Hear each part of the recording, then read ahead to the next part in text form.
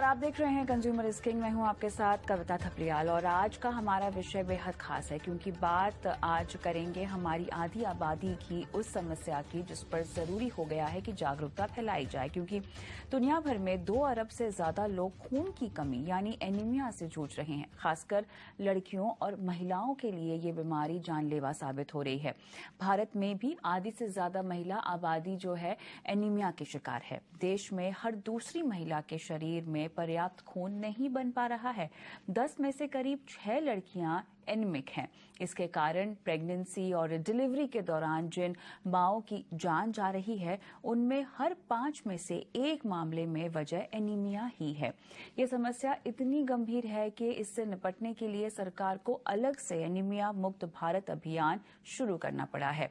Anaemia को नापने के लिए वर्ल्ड हेल्थ ऑर्गेनाइजेशन की गाइडलाइंस को नकार कर कई गाइडलाइंस यहां पर बनाई जा रही हैं और नियम भी बदले जा रहे हैं और भी बहुत से कदम यहां उठाए जा रहे हैं जो कि इसी विषय पर आज हम फोकस करेंगे। खास मेहमान भी हमारे साथ जुड़ गए हैं।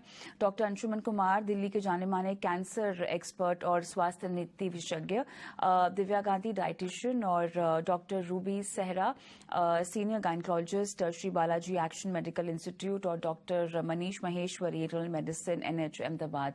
आप सभी का स्वागत है हमारी इस बेहद खास पेशकश में। डॉक्टर अंशुमन, आपके पास आऊंगी सबसे पहले क्योंकि यहाँ पे सरकार ने एक तरह से एनीमिया अभियान को लेकर गाइडलाइंस जारी की गई हैं जिसमें भी आप जैसे कई सारे एक्सपर्ट्स हैं जिन्होंने बहुत सारे सवाल उठाए हैं।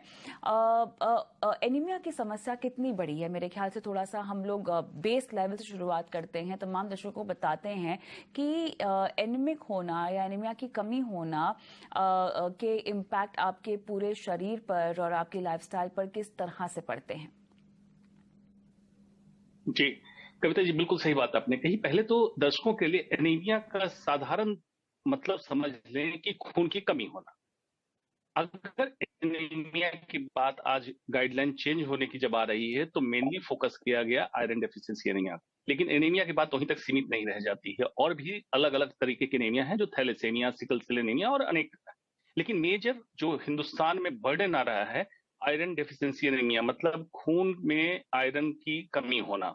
और ये आप सोच लीजिए कि छोटे बच्चों से लेके और वृद्ध बुजुर्ग लोगों तक है। लेकिन मेन जो फोकस है इस बार गाइडलाइन चेंज होने का उसमें है प्रेग्नेंट महिलाएं और प्री प्रेगनेंसी मतलब रिप्रोडक्टिव एज ग्रुप की महिलाएं में ज्यादा और बच्चों में सेकेंड। इस पे फोकस है। एनीमिया इसलिए इंपॉर्टेंट अब हो गया कि एनीमिया मतलब खून की कमी होने के कारण हार्ट पे एक्स्ट्रा दबाव का आना जिसमें अर्ली हार्ट फेलियर और अमेरिकन हार्ट एसोसिएशन इस पर रिसर्च करके जारी कर दिया कि 12 ग्राम परसेंट से अगर कम है हीमोग्लोबिन तो हार्ट फेलियर का इंसिडेंस बढ़ गया। एक अनएक्सप्लेन ब्रेथलेसनेस, मतलब सीढ़ियां चढ़ते हैं, चलने फिरने लगते हैं, सांस फूलती है, आपको पता भी नहीं होता आपको आयरन डेफिशिएंसी एनीमिया है या किसी फॉर्म का एनीमिया है। इस तरह से अनेक तरह जहां जहां खून के सर्कुलेशन की कमी होगी उस तरह का मैनिफेस्टेशन होगा, जैसे कंफ्यूजन का होना, हेडेक होना, सुबह उठना तो लेथार्जी मतलब आलस का आना। इस तरह से अनेक समस्याएं एनीमिया की वजह से हो रही थी। तो इस बार गाइडलाइन जो चेंज किया गया उसमें मेजर फोकस किया गया, उसको हम कह रहे हैं 6x6x6, मतलब 6 टारगेट पॉपुलेशन, 6 इंटरवेंशन पॉइंट और 6 इंटरवेंशन स्पॉट, जिसमें मंत्रालय और इस तरह को कैसे हमको रिलेट करें। और क्या मेजर चेंज इसमें किया गया कि आयरन डेफिशिएंसी एनीमिया में सिर्फ आयरन और फोलिक एसिड देने की बात अभी तक हो रही थी, अब जाके डिवर्मिंग, हाइजीन, फ्लोरोसिस, इन सबको भी टारगेट किया गया, मलेरिया को टारगेट किया। तो एक कॉम्प्रिहेंसिव इस पे अप्रोच किया गया है और आगे भी चर्चा करेंगे इसमें क्या क्या कुछ कमियां रही हैं। जी क्योंकि आपने कहा कि खून की कमी आयरन आपने कही, अमेरिका से डॉक्टर अंशुमन आप इस बात को आगे बढ़ा सकते हैं बिकॉज कई बार ऐसे होता है कि अनजाने में हमें लगता है कि हम सभी तरह के विटामिन्स और मिनरल्स ले रहे हैं लेकिन अब्जॉर्प्शन बहुत जरूरी होता है जो कि नजरअंदाज हो जाता है या जिसका तरीका हमें पता नहीं है। जी बिल्कुल। देखिए दिव्या ने बहुत इंपॉर्टेंट, बहुत महत्वपूर्ण बात उठाई, खास करके भारत के संदर्भ में। India is a milk obsessed country. Bharat जो हिंदुस्तान है दूध के लिए पागल है। बचपन से लेकर बुजुर्ग तक एक ही चीज समझते हैं, दूध। मतलब अगर ऐसा होता तो हमारी माँ पूरे जन्मजात दूध दिए रहती। 6 महीने के बाद बच्चे को कहा जाता दूध पिलाना बंद कर दो। तो भैंस और गाय के दूध से हमारा काम नहीं चलेगा।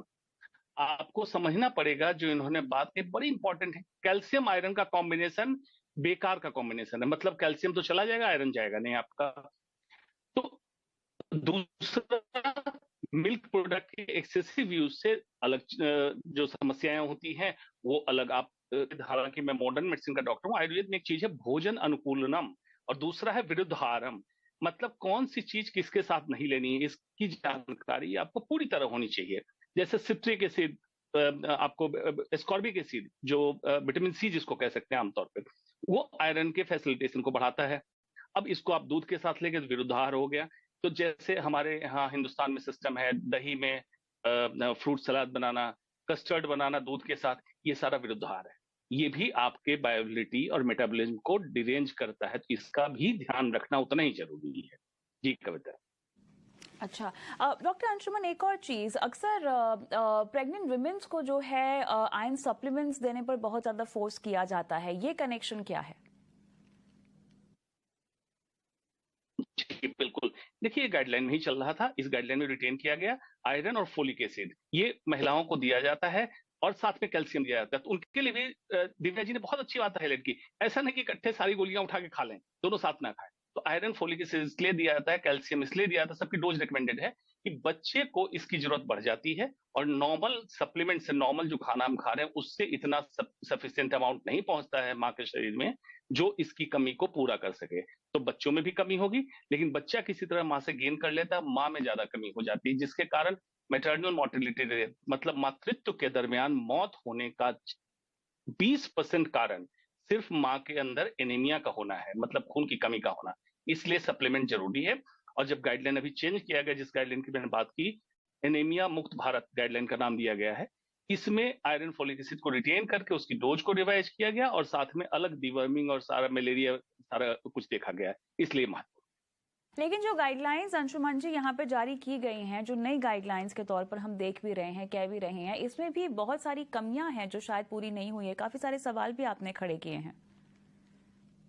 जी, देखिए कमियां हैं। अब समस्या ये है कि जैसे मैंने उदाहरण सवाल खड़े किए थे, तो मैंने यही कहा था, कैंसर और प्रदूषण जिस तरह से भारत में हावी हो चुका है, उसी तरह से एनीमिया भी हावी है। ये इग्नोर्ड है क्योंकि आपको दिख नहीं रहा है। इसी तरह से जिस तरह से प्रदूषण के लिए कुछ स्टेट ने टास्क फोर्स गठित किए, कैंसर के लिए कैंसर कंट्रोल प्रोग्राम इंडिया आया, टास्क फोर्स गठित हुआ, एनीमिया के लिए भी गठित करना पड़ेगा। पहली कमी यहाँ है। दूसरी कमी, बहुत सारे जो गाइडलाइन में इंक्लूड किए गए उसमें कई मंत्रालय का इन्वॉल्वमेंट है, और कभी भी दो मंत्रालय रेड टेपिज्म के कारण मिलकर काम नहीं करता है, और फिर नहीं हुआ। तो ये इस पे आ जाएगा। गुणवत्ता, दवाइयों की गुणवत्ता पे मैंने सवाल उठाया है कि गवर्नमेंट के सप्लाई की कई दवाइयों में हम लोगों ने देखा जिसमें एंटी ट्यूबरकुलर ड्रग है, आयरन फोलिक एसिड है, एंड सप्लीमेंट्स और सारे हैं, जिसमें गुणवत्ता की कमी हुई है। इसमें गवर्नमेंट को बहुत स्ट्रांग पॉलिसी लानी पड़ेगी कि बिना लैब टेस्टिंग के, बिना बायोइक्विवेलेंस टेस्टिंग के ये दवा सप्लाई में नहीं आनी चाहिए। इस तरह से कुछ कुछ और कमी है जिसकी हम चर्चा करें। जी बिल्कुल। डॉक्टर रूबी, अंशुमन, दवाइयों की सैनिटाइजेशन का आपने जिक्र किया था, इसको लेकर क्या प्रॉब्लम है? जी कविता, सवाल मुझसे किया है? जी जी जी जी दवाइयों में एक बायोइक्विवेलेंस टेस्टिंग होती है। बायोइक्विवेलेंस टेस्टिंग का मतलब है कि जो स्टैंडर्डाइज फॉर्मूला हुआ, अगर फॉर एग्जांपल 500 मिलीग्राम कोई चीज लिखी गई है, तो क्या इसमें 500 मिलीग्राम है? Number one.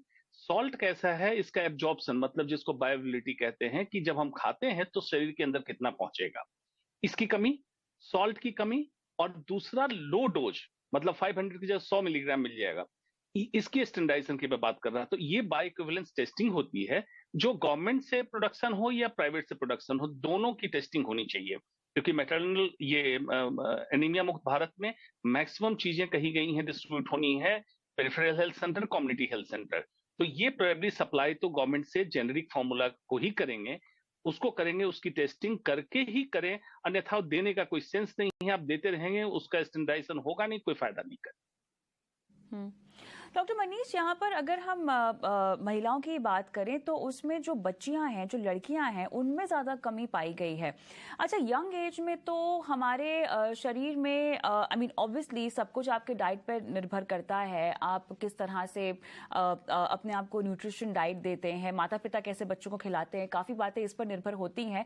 पर जनरली ये डेफिशिएंसी क्या एडल्ट में ज़्यादा पाई जानी चाहिए? ऐसा नहीं है, क्योंकि जो आंकड़े सामने आ रहे हैं वो तो अक्रॉस द बोर्ड दिखा रहे हैं। बच्चे बूढ़े हर किसी को जो है इस तरह की डेफिशिएंसी दिखाई दे रही है, जान पड़ रही है। बच्चों में ये मात्रा भी ज्यादा है, क्यों?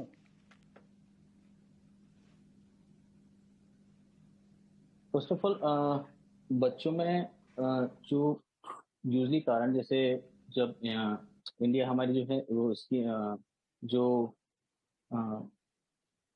जो यूजली वार्म इन्फेस्टेशन जो रहता है बच्चों में, जो पुअर हाइजीन होने की वजह से, या जहाँ पे विलेज एरिया है जहाँ पे हाइजीन का इतना ध्यान नहीं रखा जाता है, और पुअर जो ड्रिंकिंग वाटर है उसकी वजह से जो वार्म इन्फेस्टेशन है, that is the one of the those reason for iron deficiency anaemia in children. And second, जो हमारे एडोलसेंट्स गर्ल्स हैं उनमें ड्यूरिंग मेंसेस जो हैवी ब्लीडिंग रहती है, तो उसकी वजह से भी जो आयरन डेफिशिएंसी है वो कारण बनती है।